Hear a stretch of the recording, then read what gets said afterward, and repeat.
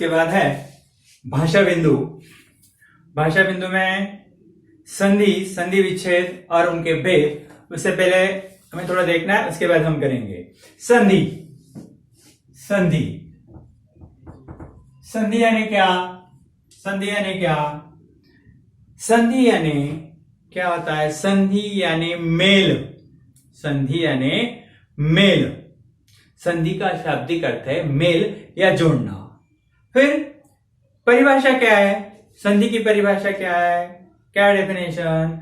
जब दो निकटवर्ती ध्वनियां आपस में मिलती है उसे संधि कहते हैं। दो निकटवर्तीय ध्वनियां, नजदीक की ध्वनियां आपस में मिलती है तब उसे कहते हैं संधि। देखिए, दया प्लस आनंद, दो ध्वनियां, कौन सा शब्द बना? दयानंद। ये इनके जोड़ से दयानंद।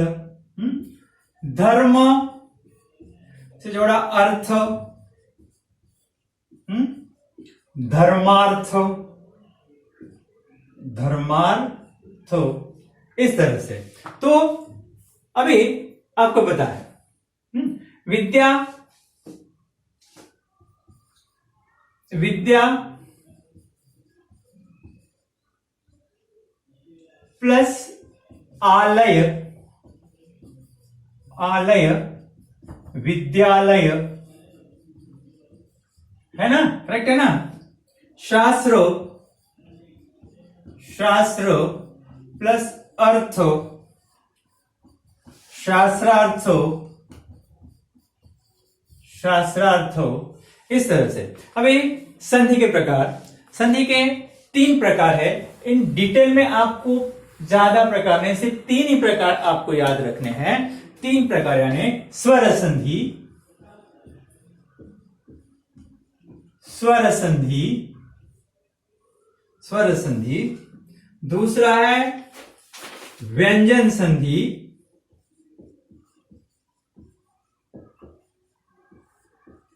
व्यंजन संधि। और तीसरा है, कौन सा है? तीसरा प्रकार है विसर्ग संधि। हमने यह 8th 9th में भी देखा है। अभी देखिए, पहला है स्वर संधि। स्वर संधि किसे कहते हैं?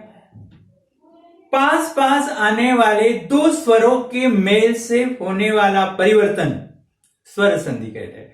पास पास आने वाले दो स्वर, पास पास आने वाले दो स्वर में पहले शब्द का आखिरी वर्ण और दूसरे शब्द का पहला वर्ण, पहले शब्द का आखिरी वर्ण, दूसरे का पहला वर्ण आपस में मिलने से जो संधि बनते हैं उन्हें कहते हैं स्वर संधि।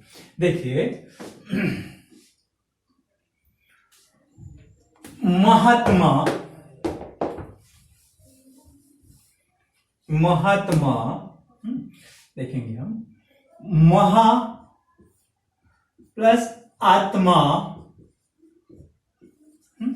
अभी देखिए, महा आ, आत्मा आ, दोनों भी है स्वर। जब दोनों स्वर होते हैं, दोनों में पहले शब्द का आखिरी वर्ण, दूसरे शब्द का पहला वर्ण, दोनों भी स्वर है तो उसे कहते हैं स्वर संधि। अभी स्वर व्यंजन पता है आपको, स्वर अ से लेकर अम तक, अहा विसर्ग है, और क से लेकर ज्ञ तक है, क्या है?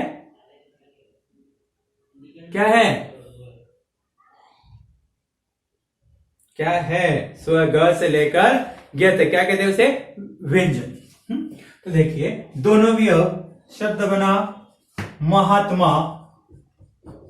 महात्मा क्या है? स्वर संधि। कविंद्र, कवि प्लस इंद्र, कवि, है ना? इंद्र का ई, दोनों भी है स्वर, इसलिए वह स्वर संधि। उसके बाद हम देखते हैं शब्दार्थो, शब्दो प्लस अर्थो, शब्दो प्लस अर्थो, दोनों भी स्वर है इसलिए वह है स्वर संधि। जब पहले शब्द का आखिरी वर्ण और दूसरे शब्द का पहला वर्ण दोनों भी यदि स्वर है तो उसे कहते हैं स्वर संधि। बाकी दूसरा यण संधि, आयादी संधि वो आपको नहीं है। उसके बाद हम देखते हैं व्यंजन संधि। देखते हैं व्यंजन संधि। व्यंजन क्या है? क से लेकर य तक उसे कहते हैं व्यंजन संधि। व्यंजन है। हाँ, अभी देखिए व्यंजन संधि में दिक प्लस अंबर, दी गम ब र। अभी दिक, दिक ये फुल नहीं है, ये हलांत है। दिक को वर्ण विच्छेद में जाना पड़ेगा आपको। को प्लस ओ को, ये कैसा है? हाफ है, इसमें ये। हाँ, फिर कैसे आएगा? दिक, दिक प्लस अंबर, ये क्या है? व्यंजन। अंबर है स्वर, ये है व्यंजन और दूसरा है स्वर। फिर यह स्वर व्यंजन संधि। क्यों व्यंजन संधि? देखिए व्यंजन संधि किसे कहते हैं? पहले शब्द का आखिरी वर्ण यदि व्यंजन है तो दूसरा स्वर होने दो या व्यंजन होने दो, उसे व्यंजन संधि ही कहते हैं। उसे कहते हैं व्यंजन संधि। सत, सत हलांत है, प्लस आचार, सदाचार तो हलांत है और आ पहला व्यंजन है, दूसरा क्या है? दूसरा स्वर है, तो भी वह व्यंजन संधि। आ रहा समझ में? और विसर्ग संधि। विसर्ग संधि, विसर्ग संधि किसे कहते हैं? फिर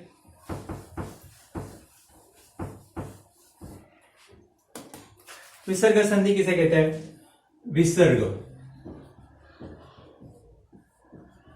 जस्ट रिवाइज करना है आपका, हो गया है, 9th में ही है। अभी देखिए तपहा प्लस बल। अभी तपहा विसर्ग है और दूसरा क्या है? व्यंजन है। तो भी पहले शब्द का आखिरी वर्ण यदि क्या है? विसर्ग है, तो फिर क्या आएगा?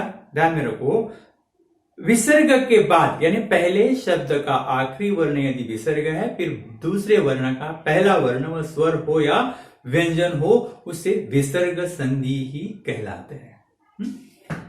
विसर्ग है या व्यंजन है। तपोबल, तो ओ ब लो। दूसरा देखिए निहि प्लस आशा, निराशा, यह क्या है? विसर्ग है, यह स्वर है ना? तो इस तरह से पहले वर्ण का, पहले शब्द का आखिरी वर्ण जो है वह स्वर अपना विसर्ग होना चाहिए, फिर दूसरा स्वर हो या व्यंजन हो, उसे व्यंजन संधि कहते हैं। समझ में आए? यहां पर हम देखते हैं। देखिए अभी जो है पेज नंबर 21 पर दुर्लभ, दु प्लस लभ, क्या आएगा वो? देखिए शब्द बनाना है। पहला दु प्लस लभ, क्या आएगा? दुर्लभ। दुर्लभ कौन सा संधि है? विसर्ग संधि है, दु यहां पर है।